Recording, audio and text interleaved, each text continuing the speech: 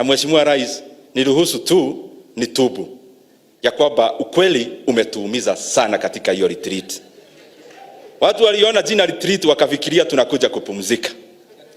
The reason we do not have cabinet secretaries here, kwa sababu ile mara yote ambayo Mheshimiwa Kenyu amesema, I had a privilege to have accompanied our president and the deputy president. Mimi nataka niwaambie asanteni sana watu wa Laikipia on behalf of all of us as MPs, kwa sababu mlituweka mbele sana.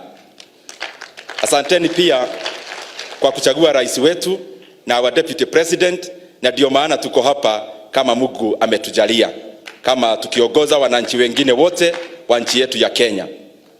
Mheshimiwa Rais, these elections taught us many things, and especially us as young people. And I want to talk about our country in a very brief moment, like 1 minute. Our country, when I look at it in several facets. One as a nation, number 2 as a republic, number 3 as a state. And the elections that we had, we tested our country thoroughly. Insofar as the state is concerned, we saw even if other state agencies were in a situation where they could not independently carry on their duty.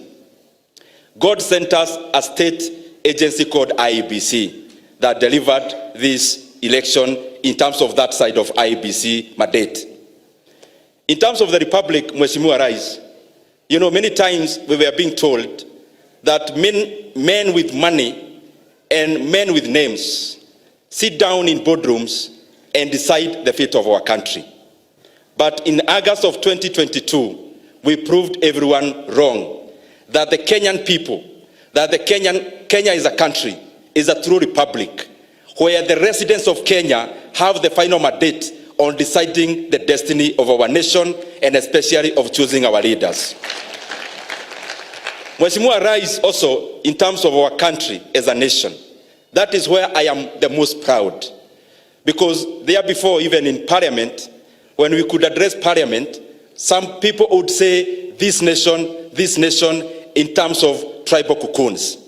But these elections delivered a new Kenya, a Kenya that a truly solid unitary nation, where we demolished all the barriers of tribe, and especially toxic ethnicity. And Mheshimiwa Rais, we saw that repeating itself last week, where we had by-elections in our country. And in this by-election, one party won in Elgeyo Marakwet, that is the Rift of Kenya. The same party won in the central part of Kenya. We call ourselves Mount Kenya, in Murang'a Kadara. The same party won in the northern Kenya, in Garissa town, to show that there are no longer tribal parties in Kenya. We have one solid national party, UDA, and that is why we are challenging even the other side, that we grow parties that cut across Kenya and we continue demolishing the barriers of ethnicity. Lastly,